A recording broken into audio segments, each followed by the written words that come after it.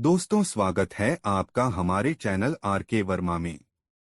दोस्तों, एक रात सोते समय बादशाह अकबर ने यह अजीब सपना देखा कि केवल एक छोड़कर उनके बाकी सभी दांत गिर गए हैं। फिर अगले दिन उन्होंने देश भर के विख्यात ज्योतिषियों व नुजूमियों को बुला भेजा और उन्हें अपने सपने के बारे में बताकर उसका मतलब जानना चाहा। सभी ने आपस में विचार विमर्श किया और एक मत होकर बादशाह से कहा, जहांपनाह, इसका अर्थ यह है कि आपके सारे नाते रिश्तेदार आपसे पहले ही मर जाएंगे। यह सुनकर अकबर को बेहद क्रोध हो आया और उन्होंने सभी ज्योतिषियों को दरबार से चले जाने को कहा। उनके जाने के बाद बादशाह ने बीरबल से अपने सपने का मतलब बताने को कहा। कुछ देर तक तो बीरबल सोच में डूबा रहा, फिर बोला, हुजूर, आपके सपने का मतलब तो बहुत ही शुभ है। इसका अर्थ है कि अपने नाते रिश्तेदारों के बीच आप ही सबसे अधिक समय तक जीवित रहेंगे। बीरबल की बात सुनकर बादशाह बेहद प्रसन्न हुए। बीरबल ने भी वही कहा था जो ज्योतिषियों ने, लेकिन कहने में अंतर था। बादशाह ने बीरबल को इनाम देकर विदा किया। दोस्तों, वीडियो को एक लाइक जरूर कर दे। एक बार बादशाह अकबर को पान की तलब हुई। उन्होंने अपने एक खास पान वाले को पान लगाने के लिए कहा। उसने पान बनाकर बादशाह को दे दिया। बादशाह ने चुपचाप पान खाया और उस पान वाले को अगले दिन आधा किलो चूना दरबार में लेकर आने को कहा। वह नहीं जानता था कि बादशाह ने उसे ऐसा क्यों कहा। वह चुपचाप चूना लेने बाजार चला गया।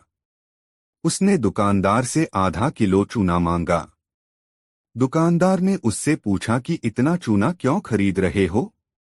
उसने बताया कि किस तरह उसने बादशाह को पान दिया था। दुकानदार को समझते देर न लगी कि कुछ गड़बड़ है। उसने पान वाले को समझाया कि दरबार में चूना लेकर जाने से पहले बहुत सारा घी पीकर जाना। उसने सलाह मानकर वैसा ही किया और दरबार में जाने से पहले खूब सारा घी पी लिया। दरबार में पहुंचने पर बादशाह ने उसे सारा चूना खाने को कहा। वह हैरान रह गया। उसे उम्मीद न थी कि बादशाह ने उसे चूना इसलिए मंगवाया था, लेकिन वह तो इसके लिए तैयार था, इसलिए उसने सारा चूना खा लिया। इसके बावजूद उसे कुछ नहीं हुआ तो बादशाह ने उससे कारण जानना चाहा। उसने अपनी और दुकानदार की बातचीत के बारे में बादशाह को बता दिया। अब बादशाह उस व्यक्ति से मिलने को उतावले हो रहे थे जिसने उनके मन की बात को पहले ही जान लिया था। बादशाह ने हुक्म दिया कि उस दुकानदार को अगले दिन दरबार में हाजिर किया जाए।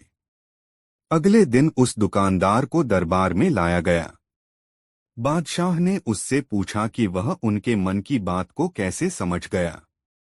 तब दुकानदार ने कहा, हुजूर, जब यह आदमी मेरे पास चूना खरीदने आया था तो मैंने इससे पूछा कि इतने चूने का क्या करोगे।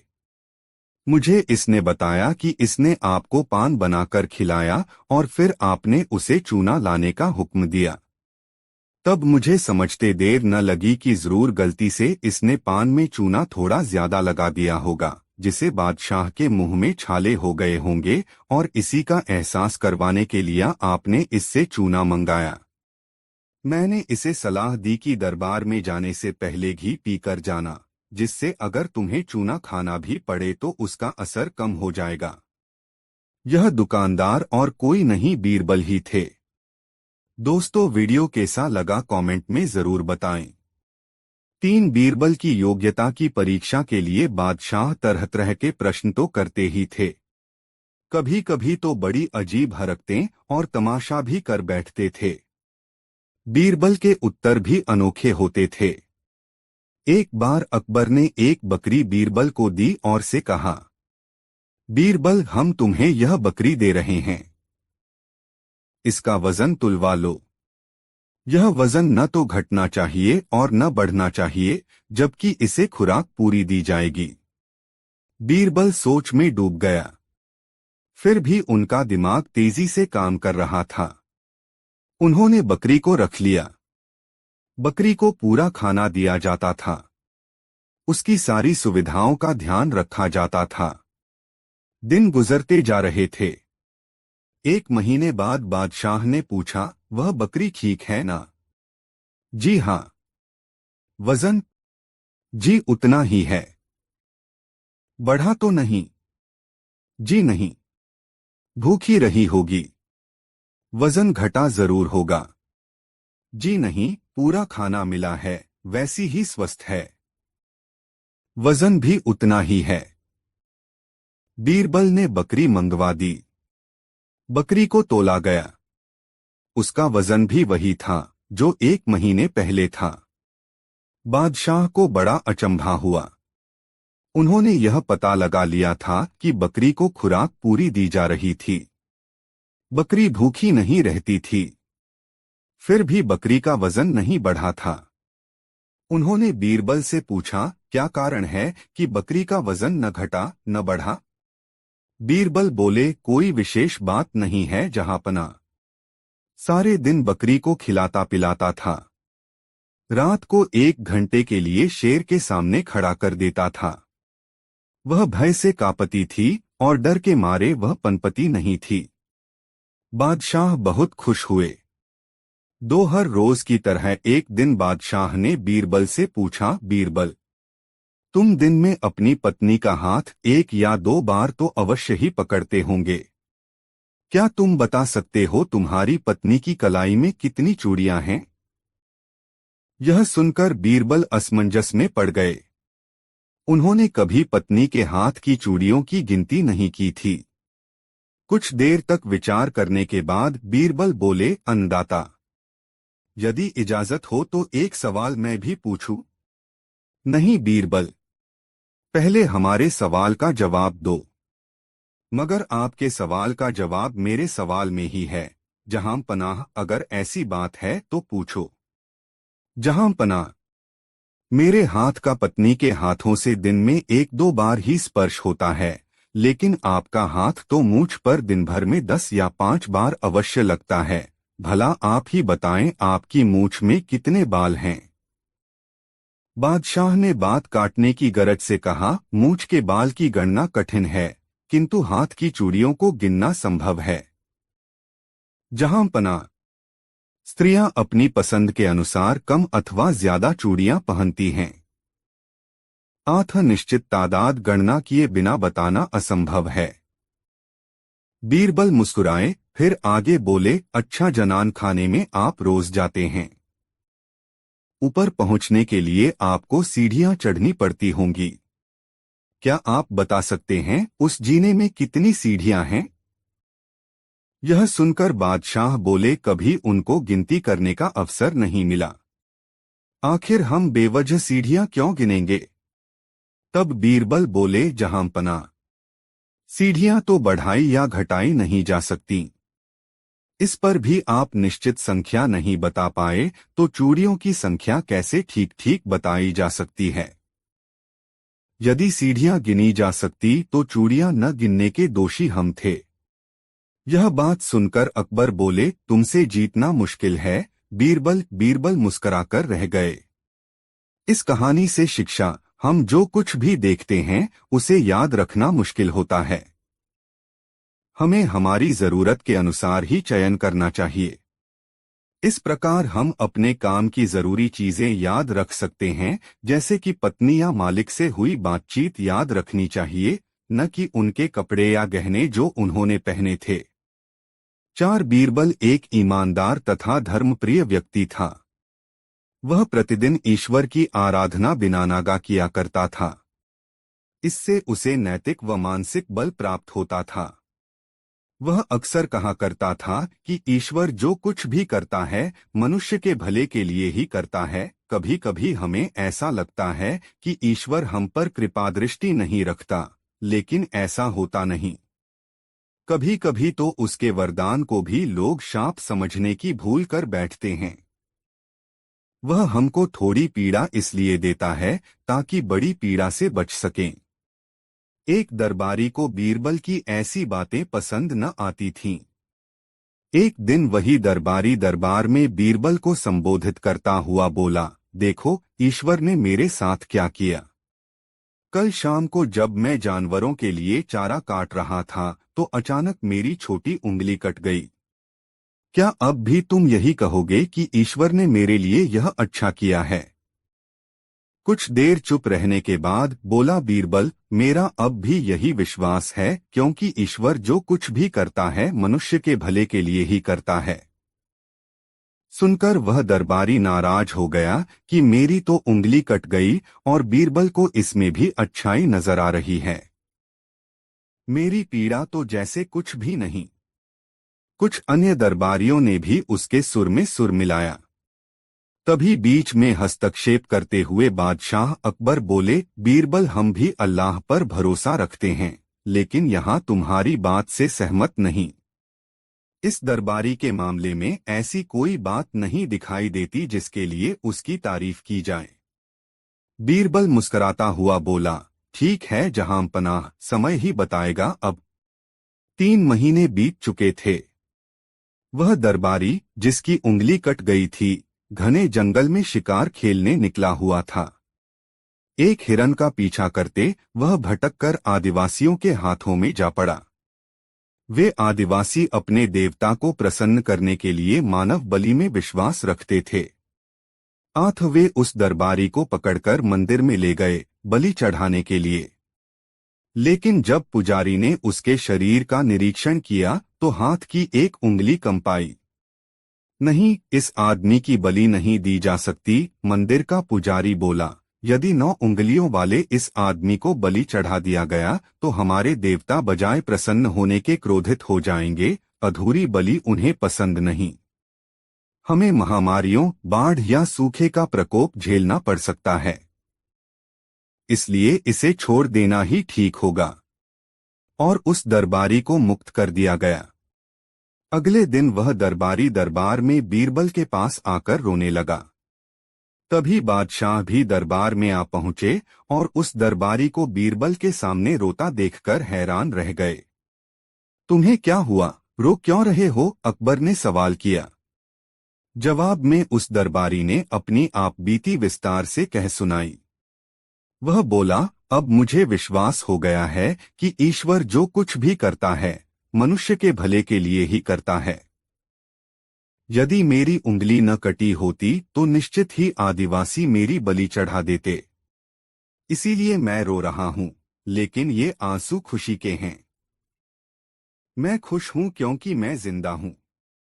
बीरबल के ईश्वर पर विश्वास को संदेह की दृष्टि से देखना मेरी भूल थी। अकबर ने मंद मंद मुस्कराते हुए दरबारियों की ओर देखा जो सिर झुकाए चुपचाप खड़े थे। अकबर को गर्व महसूस हो रहा था कि बीरबल जैसा बुद्धिमान उसके दरबारियों में से एक है। दोस्तों, कहानी कैसी लगी कमेंट में जरूर बताएं। 5 एक मंत्री की उदास शक्ल देख बादशाह अकबर ने उसकी उदासी का कारण पूछा। तब मंत्री बोले कि आप सारे महत्वपूर्ण कार्य बीरबल को सौंपकर उसे महत्ता देते हैं, जिस कारण हमें अपनी प्रतिभा साबित करने का मौका ही नहीं मिलता है। इस बात को सुनकर अकबर ने उस मंत्री को 3 रुपए दिए और कहा कि आप बाजार जाकर इन 3 रुपयों को 3 चीजों पर बराबर बराबर खर्च करें, यानी हर एक चीज पर 1 रुपए। लेकिन शर्त यह है कि पहली चीज यहाँ की होनी चाहिए, दूसरी चीज वहाँ की होनी चाहिए और तीसरी चीज ना यहाँ की होनी चाहिए और ना वहाँ की होनी चाहिए। दरबारी मंत्री अकबर से 3 रुपए लेकर बाजार निकल पड़ा। उसकी समझ में नहीं आ रहा था कि वो अब क्या करे। वह एक दुकान से दूसरे दुकान चक्कर लगाने लगा, लेकिन उसे ऐसा कोई नहीं मिला जो इस शर्त के मुताबिक 1 रुपए वाली 3 चीजें दे सके। वह थक हार कर वापस अकबर के पास लौट आया। अब बादशाह अकबर ने यही कार्य बीरबल को दिया। बीरबल 1 घंटे में अकबर बादशाह की चुनौती पार लगाकर 3 वस्तुएं लेकर लौट आया। अब बीरबल ने उन वस्तुओं का वृतांत कुछ इस प्रकार सुनाया। पहला, 1 रुपया मैंने मिठाई पर खर्च कर दिया जो यहाँ इस दुनिया की चीज है। दूसरा रुपया मैंने एक गरीब फकीर को दान किया, जिससे मुझे पुण्य मिला, जो वहां यानी जन्नत की चीज है। और तीसरे रुपए से मैंने जुआ खेला और हार गया। इस तरह जुए में हारा रुपया वो तीसरी चीज थी जो ना यहाँ मेरे काम आई न वहां जन्नत में मुझे नसीब होगी। बीरबल की चतुराईपूर्ण बात सुनकर राजा के साथ साथ दरबारी भी मुस्कुरा पड़े और सभी ने उनकी बुद्धि का लोहा मान लिया। दोस्तों की कहानी किस लिए कमेंट जरूर बताएं, वीडियो को लाइक जरूर कर दे। 5 बादशाह अकबर को पहेली सुनाने और सुनने का काफी शौक था। कहने का मतलब यह कि पक्के पहेलीबाज थे। वे दूसरों से पहेली सुनते और समय समय पर अपनी पहेली भी लोगों को सुनाया करते थे। एक दिन अकबर ने बीरबल को एक नई पहेली सुनाई। ऊपर ढक्कन नीचे ढक्कन मध्य मध्य खरबूजा, मौ छुरी से काटे आफें, अर्थ तासु ना हिंदूजा। बीरबल ने ऐसी पहेली कभी नहीं सुनी थी, इसलिए वह चकरा गया। उस पहेली का अर्थ उसकी समझ में नहीं आ रहा था। अत प्रार्थना करते हुए बादशाह से बोला, जहांपना, अगर मुझे कुछ दिनों की मोहलत दी जाए तो मैं इसका अर्थ अच्छी तरह समझकर आपको बता सकूंगा। बादशाह ने उसका प्रस्ताव मंजूर कर लिया। बीरबल अर्थ समझने के लिए वहां से चल पड़ा। वह एक गांव में पहुंचा। एक तो गर्मी के दिन, दूसरे रास्ते की थकन से परेशान व विवश होकर वह एक घर में घुस गया। घर के भीतर एक लड़की भोजन बना रही थी। बेटी, क्या कर रही हो? उसने पूछा। लड़की ने उत्तर दिया, आप देख नहीं रहे हैं, मैं बेटी को पकाती और माँ को जलाती हूँ। अच्छा, दो का हाल तो तुमने बता दिया, तीसरा तेरा बापू क्या कर रहा है और कहाँ है? बीरबल ने पूछा। वह मिट्टी में मिट्टी मिला रहे हैं, लड़की ने जवाब दिया। इस जवाब को सुनकर बीरबल ने फिर पूछा, तेरी माँ क्या कर रही है?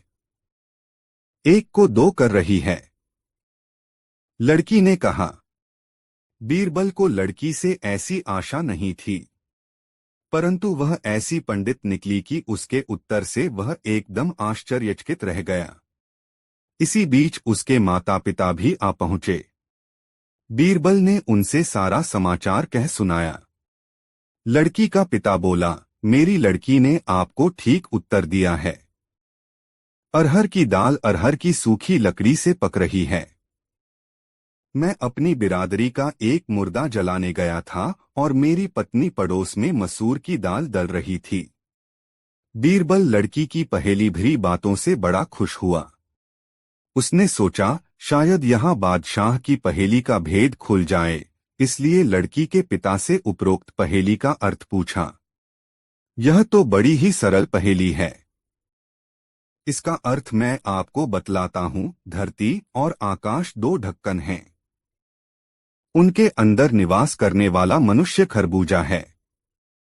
वह उसी प्रकार मृत्यु आने पर मर जाता है, जैसे गर्मी से मोम पिघल जाती है।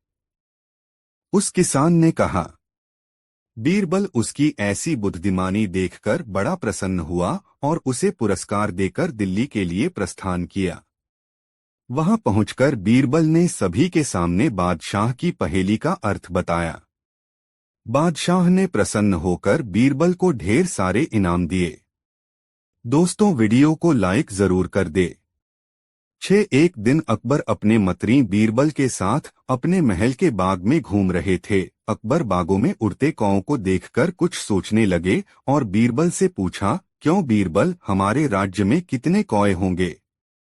बीरबल ने कुछ देर अंगुलियों पर कुछ हिसाब लगाया और बोले, हुजूर, हमारे राज्य में कुल मिलाकर 95,463 कौए हैं। तुम इतना विश्वास से कैसे कह सकते हो? हुजूर, आप खुद गिन लीजिए, बीरबल बोले। अकबर को कुछ इसी प्रकार के जवाब का अंदेशा था। उन्होंने ने पूछा, बीरबल, यदि इससे कम हुए तो इसका मतलब है कि कुछ कौए अपने रिश्तेदारों से मिलने दूसरे राज्यों में गए हैं। और यदि ज्यादा हुए तो इसका मतलब यह है, हुजूर, कि कुछ कौए अपने रिश्तेदारों से मिलने हमारे राज्य में आए हैं। बीरबल ने मुस्कुराकर जवाब दिया। अकबर एक बार फिर मुस्कुराकर रह गए। दोस्तों, ऐसी और मजेदार कहानी सुनाने के लिए हमारे चैनल आर के वर्मा को सब्सक्राइब जरूर कर ले और इस वीडियो को अपने दोस्तों को जरूर शेयर करें। वीडियो देखने के लिए धन्यवाद। 5 एक दिन शहंशाह अकबर नाई से अपनी हजामत बनवा रहे थे। तभी वह नाई शहंशाह अकबर की तारीफ करने लगता है। नाई, जहां पनाह, आप अपनी सल्तनत में सबका ख्याल रखते हैं, बच्चे, बड़े, गरीब, लाचार आदि सबका। अकबर, शुक्रिया। नाई, लेकिन जहां पनाह।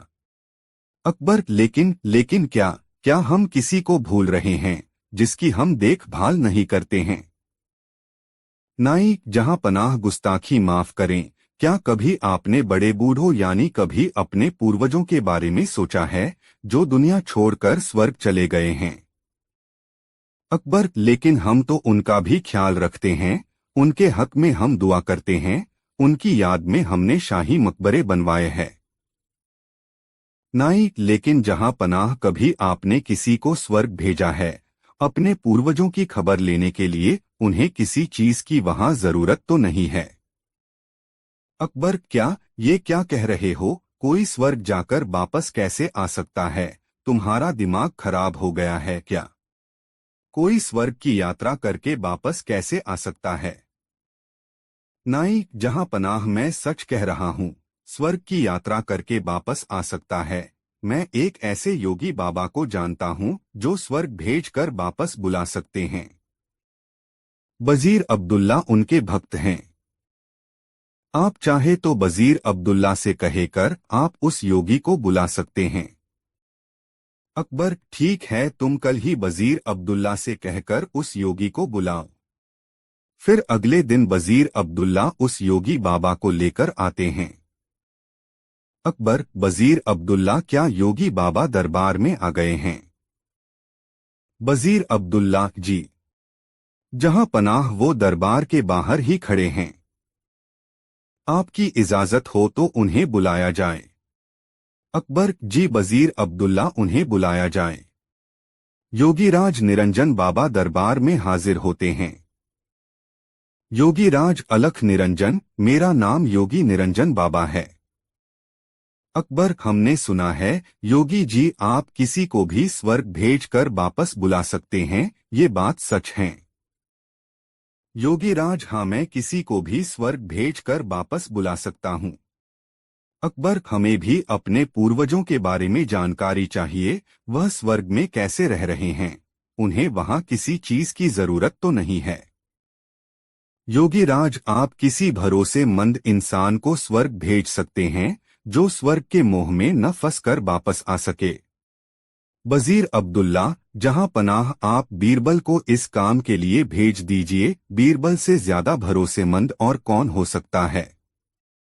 अकबर, बीरबल, क्या आप हमारे लिए स्वर्ग जाएंगे? बीरबल, जी, जहां पनाह, मैं स्वर्ग जरूर जाऊंगा, लेकिन उससे पहले मैं निरंजन बाबा से कुछ पूछना चाहता हूं। योगीराज, इस यात्रा में कितना समय लगेगा? योगीराज, इस यात्रा में कम से कम 2 महीने लगेंगे अगर तुम स्वर्ग के सुख के मोह में न फंसो तो। बीरबल, योगी जी आप मुझे स्वर्ग कैसे भेजेंगे? योगीराज, मैं एक पवित्र आग जलाऊंगा, उसमें तुम्हें प्रवेश करना है। वैसे तो ये क्रिया कहीं भी हो सकती है, लेकिन हम इसे गंगा नदी के किनारे करेंगे। बीरबल, जहां पनाह, मैं काफी दिनों के लिए अपने घर से दूर रहूंगा, इसलिए मैं 4-5 दिन की मोहलत मांगता हूँ, कुछ अधूरे काम निपटाने हैं। अकबर, ठीक है बीरबल, योगीराज जी आप ये काम 5 दिन बाद संपन्न करें। अब 5 दिन बाद बीरबल को जलाने के लिए ले जाया जाता है। स्वर्ग की यात्रा के लिए योगीराज विधि संपन्न करते हैं। वह एक चिता पर फूल और कुछ सामग्री डालते हैं और बीरबल के माथे पर तिलक करते हैं और चित्त हो जाने को कहते हैं। बीरबल, अलविदा। जहां पना। अकबर, हमें आपकी बहुत याद आएगी, आप जल्दी लौटने की कोशिश करना। बीरबल, जी जहां पनाह, मैं जल्दी लौट कर आऊंगा। और फिर 2 महीने गुजर जाते हैं। शहंशाह अकबर बहुत चिंतित हो जाते हैं। अकबर, हमें बीरबल की बहुत याद आ रही है। 2 महीने गुजर चुके पर बीरबल अभी तक नहीं लौटे, हमें बहुत चिंता हो रही है। योगीराज का क्या कहना है, कब तक बीरबल लौट आएंगे? वजीर अब्दुल्ला, जहां पनाह, योगी बाबा ये भी तो कह रहे थे हो सकता है बीरबल को स्वर्ग के सुख बहुत भा गए हों और वह उन्हें छोड़कर न आना चाहें। अकबर, नहीं, ऐसा कभी नहीं हो सकता है। बीरबल ऐसा कभी नहीं कर सकते हैं, उन पर हमें पूरा भरोसा है। उसी वक्त वहां पर बीरबल आते हैं। उनके लंबे लंबे बाल होते हैं, लंबी सी दाढ़ी। अकबर उन्हें देखकर बहुत खुश होते हैं। अकबर, खुशामदीद। खुशामदीद। हमें आपको देखकर बहुत खुशी हुई, और बताइए स्वर्ग में हमारे पूर्वज कैसे हैं? उन्हें किसी चीज की वहां जरूरत तो नहीं है? बीरबल, नहीं, जहां पनाह उन्हें किसी भी चीज की जरूरत नहीं है, वे वहां बहुत खुश हैं। अकबर, लेकिन बीरबल आपने ये बाल इतने क्यों बढ़ा लिए हैं? बीरबल, जहां पनाह मेरे ही नहीं वहां पर सभी के बाल बहुत लंबे हैं। वहां पर कोई नाई नहीं है बाल काटने के लिए, इसलिए उन सभी ने यहाँ पर जो नाई है उसे बुलाने के लिए कहा है, ताकि वो वहां सबके बाल काट सके। अकबर, हाँ हाँ, क्यों नहीं, हम अभी अपने नाई को वहां भेज रहे हैं। योगीराज और वह नाई अभी यहीं पर हैं, वो इस वक्त हमारे मेहमान बनकर रह रहे हैं। हम अभी स्वर्ग भेजने की क्रिया करवाते हैं। योगीराज और उस नाई को बुलाते हैं। वो दोनों दरबार में हाजिर होते हैं। अकबर उनसे कहते हैं, अकबर, योगीराज, स्वर्ग में नाई की जरूरत है, आप जल्दी से इस नाई को स्वर्ग भेजने की क्रिया शुरू कीजिए। नाई अपने घुटनों पर गिरकर, जहां पनाह, मुझे माफ कर दीजिए, मुझसे ये सब वजीर अब्दुल्ला ने करवाया था, क्योंकि वह बीरबल की शोहरत से जलते हैं और बीरबल को अपने रास्ते से हटाना चाहते थे, और ये बाबा भी पाखंडी है। पता नहीं बीरबल उस आग से कैसे बच गए, लेकिन मैं नहीं बचूंगा, मुझे माफ कर दीजिए। अकबर, क्या इतनी बड़ी साजिश बीरबल के खिलाफ? सिपाहियों, इस पाखंडी बाबा और इस नाई को ले जाओ और काल कोठरी में डाल दो। और तुम वजीर अब्दुल्ला, मुझे तुमसे ये उम्मीद नहीं थी। मैं अगर चाहूं तो तुम्हें अभी फांसी पर लटका दूं, लेकिन तुमने हमारी कई साल हिफाजत की है, इसलिए हम तुम्हें इस देश से निकाल देते हैं।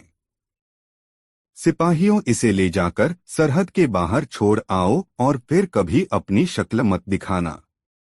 अच्छा बीरबल, मेरे बुद्धिमान दोस्त, ये बताओ तुम्हें इस साजिश का कैसे पता लगा? बीरबल, जहां पनाह, जब मैंने योगीराज के मुंह अगम प्रवेश करने वाली बात सुनी तो मुझे लगा दाल में कुछ काला है। तभी तो मैंने आपसे 5 दिन की मोहलत मांगी, और मैंने उन 5 दिनों में एक ऐसी सुरंग तैयार करवाई जो उस जगह से सीधे मेरे घर को जाती है। जहां पनाह, जब योगीराज ने आग जलाई तो मैं सीधे उस सुरंग पर खड़ा था जो मेरे घर को जाती है। योगीराज के आग जलाते ही मैं सुरंग का दरवाजा खोलकर अपने घर पहुंच गया। जहां पनाह, इस तरह से मैं वहां से बच निकला। और मैं चाहता था ये लोग अपना गुनाह खुद कबूल करें, इसलिए मैंने 2 महीने अपने बाल नहीं काटे, क्योंकि मैं ये भी जानता था कि इन तीनों में सबसे कमजोर कड़ी नाई है। अकबर, वाह! बीरबल, वाह! एक तुम ही हो जो ऐसा कर सकते हो, तुम्हारे जैसा कोई नहीं। मेरे शातिर दोस्त, तुम ही ऐसा कर सकते हो। वाह बीरबल, वाह! बीरबल, शुक्रिया। जहां पनाह, शुक्रिया। दोस्तों, ऐसी और मजेदार कहानी सुनने के लिए हमारे चैनल RK वर्मा को सब्सक्राइब जरूर कर ले और इस वीडियो को अपने दोस्तों को जरूर शेयर करें। 5 बादशाह। अकबर को पहेली सुनाने और सुनने का काफी शौक था। कहने का मतलब यह कि पक्के पहेलीबाज थे। वे दूसरों से पहेली सुनते और समय समय पर अपनी पहेली भी लोगों को सुनाया करते थे। एक दिन अकबर ने बीरबल को एक नई पहेली सुनाई। ऊपर ढक्कन, नीचे ढक्कन, मध्य मध्य खरबूजा, मौ छुरी से काटे आफिन, अर्थ तासु ना हिंदूजा। बीरबल ने ऐसी पहेली कभी नहीं सुनी थी, इसलिए वह चकरा गया। उस पहेली का अर्थ उसकी समझ में नहीं आ रहा था। अत प्रार्थना करते हुए बादशाह से बोला, जहांपना, अगर मुझे कुछ दिनों की मोहलत दी जाए तो मैं इसका अर्थ अच्छी तरह समझकर आपको बता सकूंगा। बादशाह ने उसका प्रस्ताव मंजूर कर लिया। बीरबल अर्थ समझने के लिए वहां से चल पड़ा। वह एक गांव में पहुंचा।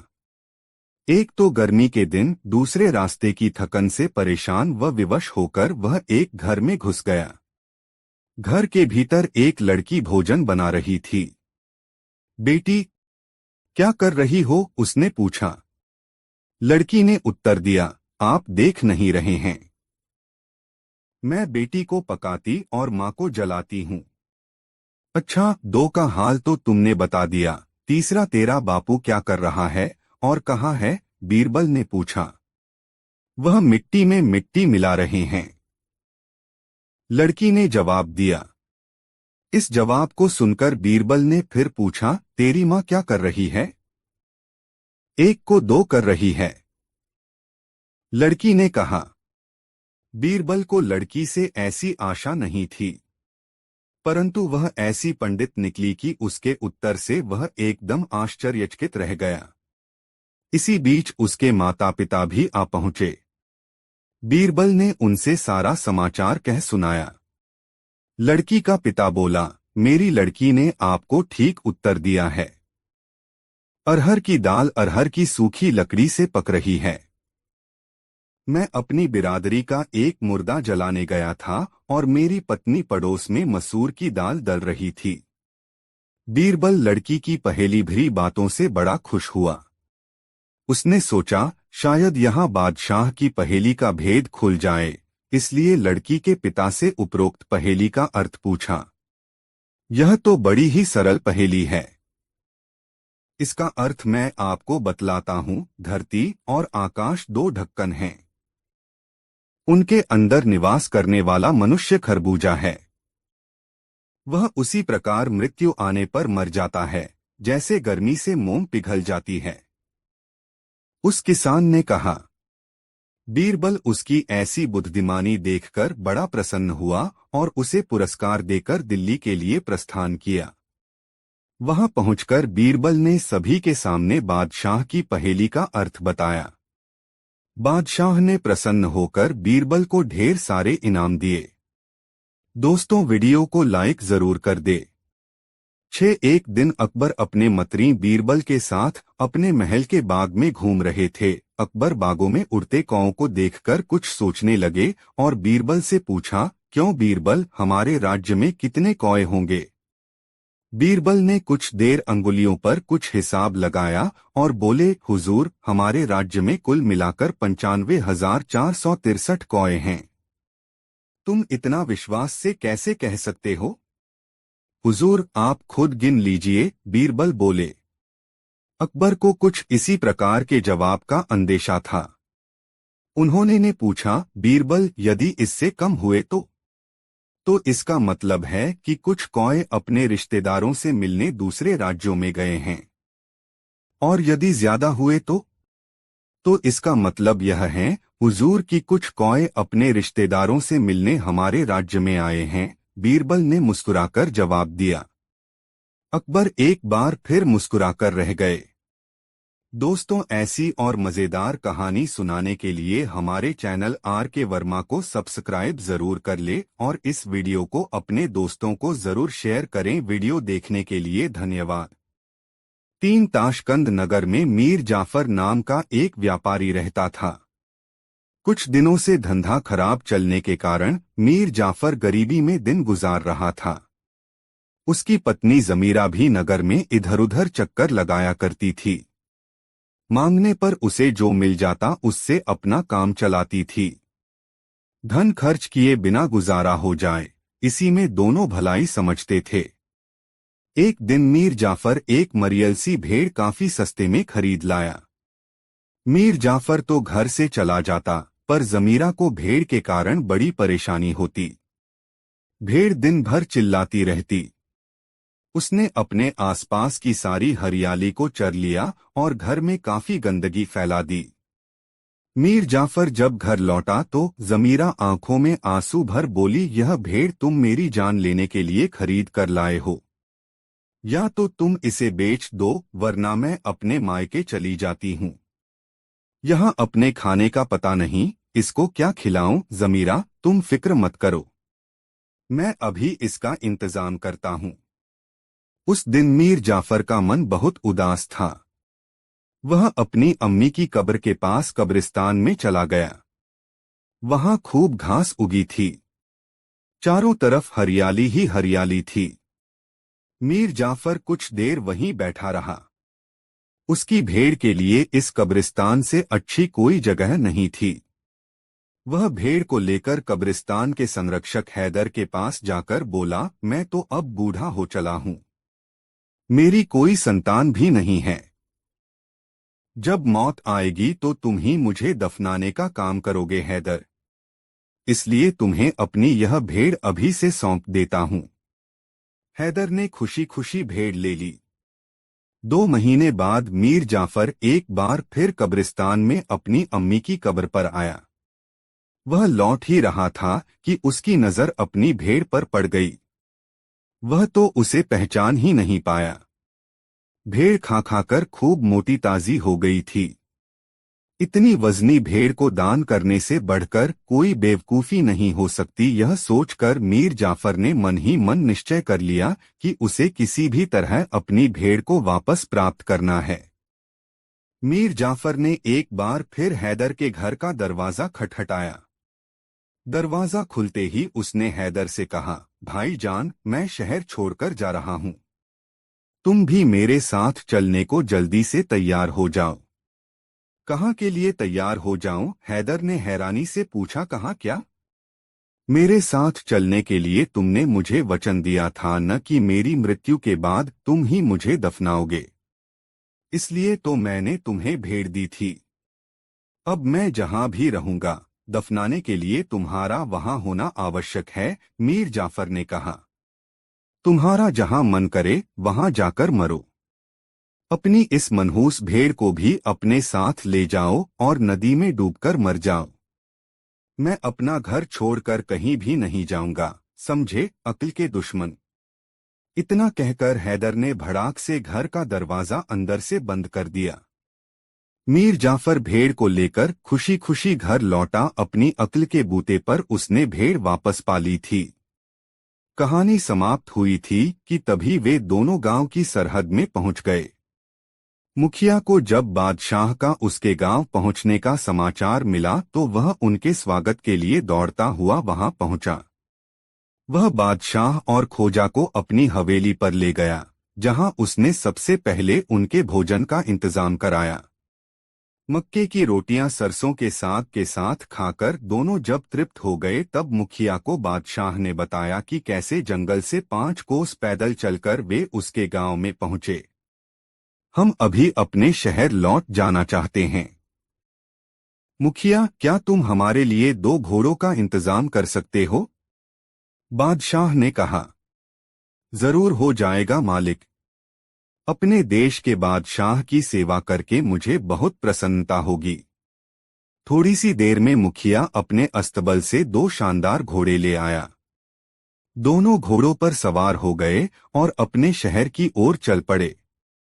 शहर में पहुंचकर बादशाह ने सेनापति को बुलाया और उसे आदेश दिया कि वह अपनी सेना की एक टुकड़ी तुरंत छापा मारने के लिए जंगल की ओर रवाना कर दे। बादशाह के आदेश का तुरंत पालन हुआ। सेना की एक टुकड़ी का नेतृत्व स्वयं सेनापति ने किया। फौज की उस टुकड़ी ने जंगल में पहुंचकर उन लुटेरे आदिवासियों की खोज में छापामारी शुरू कर दी। उन्होंने जंगल का कोना कोना छान डाला, लेकिन एक भी आदिवासी हत्थे न चढ़ा। आदिवासी जंगल के उस हिस्से से पलायन कर गए थे। वे राज्य के उस जंगल को छोड़कर पड़ोसी राज्य में चल गए थे। सेना की टुकड़ी मायूस होकर लौट आई। सेनापति ने सारा हाल बादशाह को कह सुनाया। कुछ क्षण के लिए बादशाह के चेहरे पर चिंता के भाव उभरे, लेकिन फिर वह सामान्य ढंग से मुस्करा दिया। खोजा नसरुद्दीन के साथ वह पहले की तरह ही राजकाज में व्यस्त हो गया। दोस्तों, कहानी कैसी लगी कमेंट में जरूर बताएं। 5 अकबर को शिकार का बहुत शौक था। वे किसी भी तरह शिकार के लिए समय निकल ही लेते थे। बाद में वे अपने समय के बहुत ही अच्छे घुड़सवार और शिकारी भी कहलाए। एक बार राजा अकबर शिकार के लिए निकले। घोड़े पर सरपट दौड़ते हुए उन्हें पता ही नहीं चला और केवल कुछ सिपाहियों को छोड़कर बाकी सेना पीछे रह गई। शाम घिर आई थी। सभी भूखे और प्यासे थे और समझ गए थे कि वो रास्ता भटक गए हैं।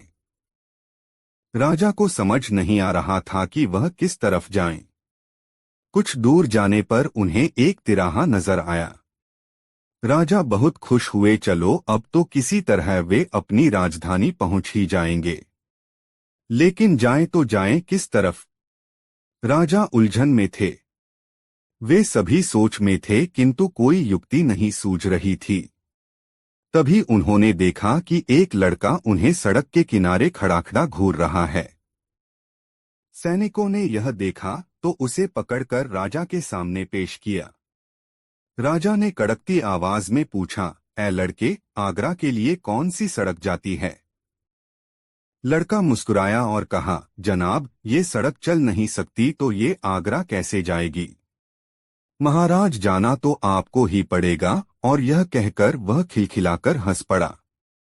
सभी सैनिक मौन खड़े थे। वे राजा के गुस्से से वाकिफ थे। लड़का फिर बोला, जनाब, लोग चलते हैं, रास्ते नहीं। यह सुनकर इस बार राजा मुस्कुराया और कहा, नहीं, तुम ठीक कह रहे हो। तुम्हारा नाम क्या है? अकबर ने पूछा। मेरा नाम महेश दास है महाराज, लड़के ने उत्तर दिया। और आप कौन हैं?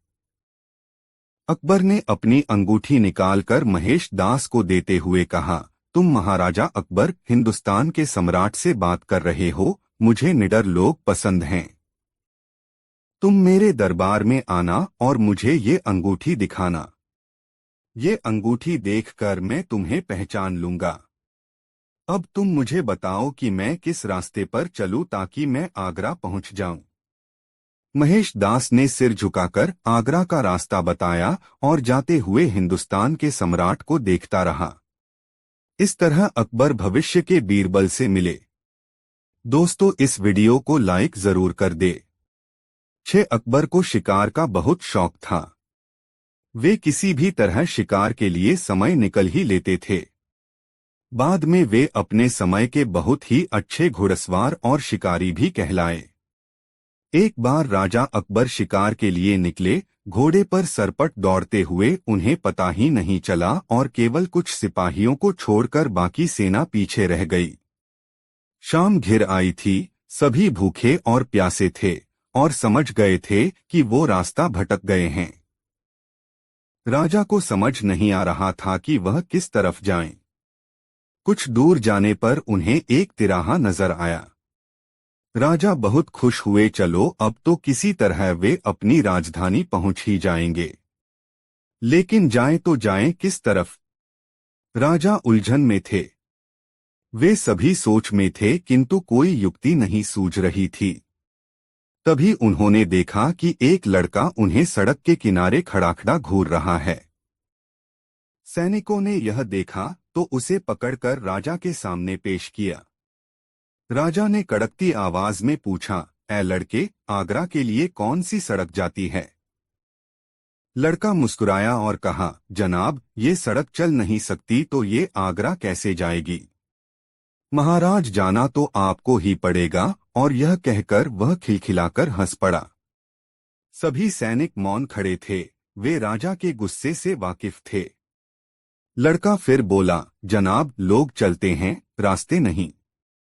यह सुनकर इस बार राजा मुस्कुराया और कहा, नहीं, तुम ठीक कह रहे हो। तुम्हारा नाम क्या है? अकबर ने पूछा।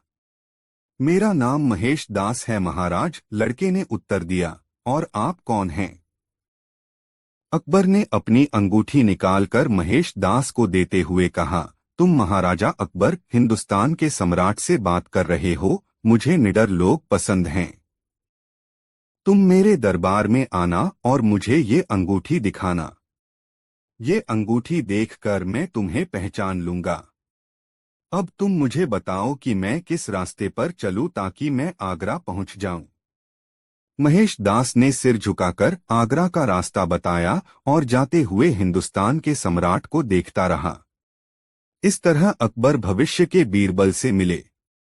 दोस्तों, ऐसी और मजेदार कहानी सुनने के लिए हमारे चैनल आर के वर्मा को सब्सक्राइब जरूर कर ले और इस वीडियो को अपने दोस्तों को जरूर शेयर करें। वीडियो देखने के लिए धन्यवाद। एक दिन दरबार में बादशाह जब पधारे तो देखा कि बीरबल नहीं है। बीरबल के न रहने से कामकाज बिल्कुल बंद हो जाता था। आज दरबार में आने के लिए उन्हें ज्यादा ही देर हो गई थी। बादशाह ने अपने सेवक को बीरबल के पास भेजा। बादशाह का संदेश सुनकर बीरबल ने उस सेवक से कह दिया कि चलो मैं आता। सेवक को आए जब आधा घंटा बीत गया तो बादशाह का बड़ा आश्चर्य हुआ। उन्हें बीरबल की प्रतीक्षा असहनीय हो उठी। उन्होंने दूसरे सेवक को भेजा। इस सेवक को भी बीरबल ने वापस कर दिया। सेवक ने आकर कहा, जहां पनाह, वे कह रहे हैं, चलो मैं आता हूं। बादशाह को सुनकर ढाढ़स बंधा। 1 घंटा फिर बीत चला किंतु बीरबल का कहीं पता नहीं था। बादशाह झुंझला उठे। अब बीरबल के विरोधियों को अवसर मिल गया। उन्होंने बीरबल की निंदा करके बादशाह के गुस्से को और भी भड़का दिया। इस बार उन्होंने हथियारबंद 2 सिपाही भेजे और हुक्म दिया कि बीरबल को पकड़कर ले आओ। बादशाह का हुक्म मानकर सिपाही वहां गए, किंतु बीरबल को पकड़कर ले चलना हंसी खेल न था। सब सिपाही भय से कांप रहे थे। डरते डरते एक सिपाही ने बादशाह का संदेश सुनाया। यह सुनते ही बीरबल समझ गए कि देर करना उचित नहीं है। वे शीघ्र कपड़े आदि बदलकर उन्हीं सिपाहियों के साथ दरबार के लिए चल दिए। दरबार में पहुंचकर बादशाह को अदब से प्रणाम करके बीरबल अपने स्थान पर बैठ गए। बादशाह ने बीरबल से हुक्मउदूली का कारण पूछा।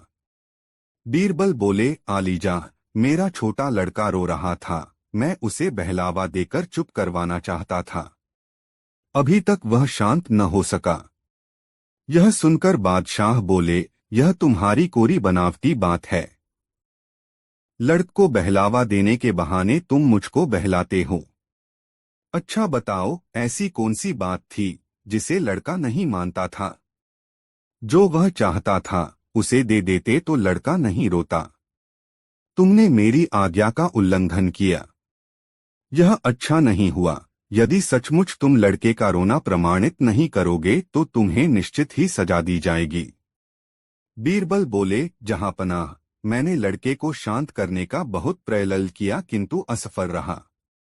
बादशाह के पूछने पर बीरबल ने उत्तर दिया, जहां पनाह सुनिए, मैं शुरू से अंत तक सब बातें बतलाता हूं।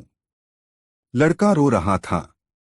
मैंने उससे पूछा, बेटा क्या लेगा? क्यों रो रहा है? पहले तो उसने मेरी बातों को सुनियन सुनी कर दिया। जब मैं लगातार पूछता ही रहा तो वह बोला, गन्ना लूंगा। मैं उसे लेकर बाजार गया। मैंने उससे कहा, जो चाहे ले लो, किंतु उसे संतोष न हुआ और बोला, तुम ही अच्छे गन्ने निकाल दो। मैंने वैसा ही किया किंतु उसे तो रोने को धुन सवार थी। वह फिर रोने लगा। पूछने पर ज्ञात हुआ कि छिलवाकर गंडेरिया बनवाकर खाना चाहता है। मैंने पुनः वैसा ही किया। गंडेरिया चूसते चूसते जब पेट भर गया तो उसने चूसने से इनकार कर दिया। मैंने अन्यत्र बहलाने का बहुतेरा उपाय किया किंतु असफल रहा। कुछ देर चुप रहने के बाद उसने फिर रोना शुरू कर दिया। मैंने रोने का कारण पूछा। उसने कहा, चूसी हुई गंडेरियों के छिलके को जोड़कर पहले जैसा ही गन्ने का बंडल तैयार करो। मैंने बहुत समझाया बुझाया पर सब बेकार था। लाचार होकर मैंने मजबूरी प्रकट की। तब वह बोला कि जब तक इन्हें वैसा नहीं बना दोगे तब तक मैं रोना नहीं छोड़ूंगा। अब आप ही बताइए कि मैं उसे कैसे बहला दूं। बादशाह घटना सुनकर बड़े चकित हुए। वह बीरबल से बोले, सच है, बच्चों को खुश करना बड़ा ही कठिन है। बादशाह का गुस्सा शांत हो गया और वे बीरबल के सत्य भाषण से बहुत खुश हुए। दोस्तों, वीडियो को लाइक जरूर कर दें। 5 अकबर ने एक दिन प्रश्न किया, दुनिया में अंधे अधिक हैं या आंखों वाले? अंधे, बीरबल ने उत्तर दिया। क्या बात करते हो? दुनिया में अंधे ज्यादा होते तो कोई भी काम नहीं चलता। चलता रहता है, काम भी चलता रहता है, फिर भी अंधों की संख्या ज्यादा है। सिद्ध करो। बीरबल ने चुनौती स्वीकार कर ली। एक दिन वह सार्वजनिक स्थान पर पुस्तक पढ़ने बैठ गए। उन्होंने अपने पास एक कागज और कलम रख लिया।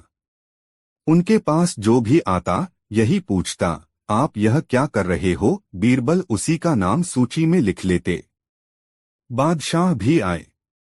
उन्होंने भी पूछा। बीरबल ने उनका नाम भी अंधों की सूची में लिख दिया। अगले दिन बीरबल ने नामों की वह सूची बादशाह को दी जिसमें सभी अंधों के नाम लिखे गए थे।